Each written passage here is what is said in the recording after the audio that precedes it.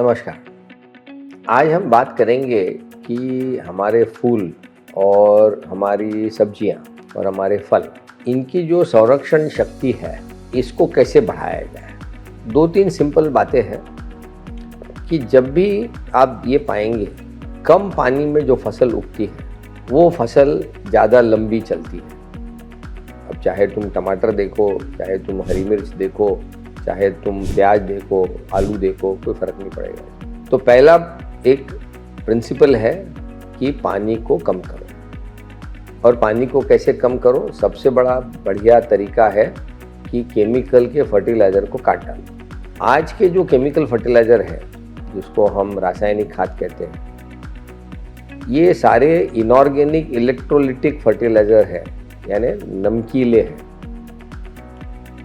तो ये जब भी पौधे की तरफ अपन डालते हैं और पौधे को यदि पानी नहीं दिया तो ये हमारा पौधा जल जाएगा। उसका ऑस्मोटिक सक्शन, ऑस्मोटिक पानी लेने का तरीका, फंक्शनिंग बंद कर देगा। तो क्या होता है, आप ज़्यादा पानी देते हो, ज़्यादा पानी दिए तब जाके वो डाइल्यूट होता है, फिर आप पानी लेते हो तो आपको नाइट्रेट, अमोनियम सब मिलता है।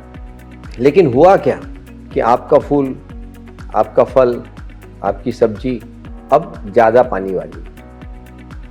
पहली गलती यहाँ होती है। दूसरा जो देखना है कि आपको अपनी ज़मीन को नरम और भुरभुरी रखना है ताकि आपका जड़ों का जाल फैल सके। आपकी उसके अंदर जो जैविक खाद है, जिसको हम अच्छा गोबर पाचित खाद कहते हैं, वो अच्छा होना चाहिए। ऑर्गेनिक कार्बन अच्छा होना चाहिए, ह्यूमस अच्छा होना चाहिए।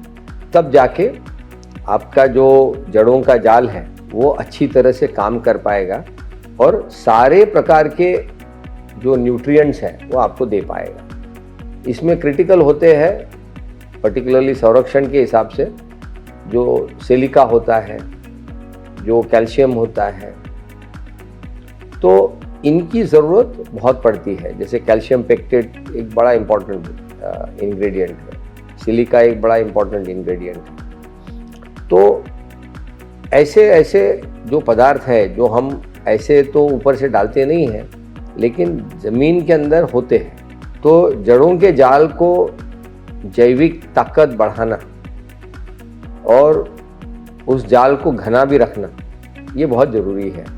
तीसरी जो बात आती है कि हमारे जैसे ही हमने नाइट्रेट देने वाले जो रासायनिक खाद है जैसे यूरिया, अमोनियम देने वाले हमारे जो खाद है जैसे कि DAP, डाई अमोनियम फॉस्फेट, ये कम कर दिए, तो होता क्या है कि हमारे फलों में, फूलों में या सब्जियों में इनका प्रमाण कम कम होते जाता है, ppm लेवल से भी नीचे चला जाएगा। क्योंकि ये अब बहुत आसानी से पौधा अमीनो एसिड के फॉर्म में लेता है जो फिर पेप्टाइड में कन्वर्ट हो जाता है, बाद में प्रोटीन में कन्वर्ट होता है।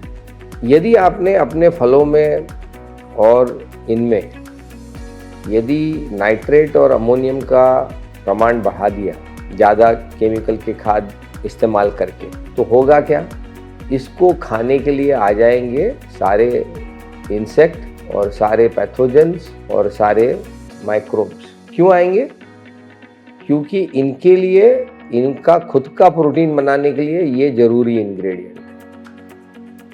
इनको आपके जो पौधे हैं, पत्तों में जो प्रोटीन है वो इनको पचता नहीं है, ये डाइजेस्ट नहीं कर पाते। और यदि डाइजेस्ट कर पाते तो सारे जंगल खाली हो जाते अभी तक।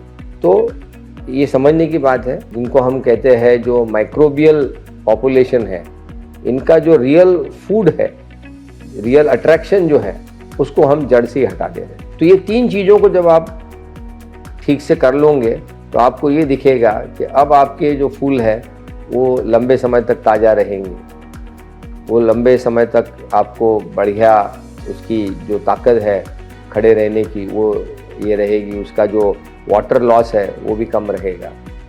और यही चीज़ आपको सब्जियों में और फलों में भी देखने को मिलेगी। नमस्कार।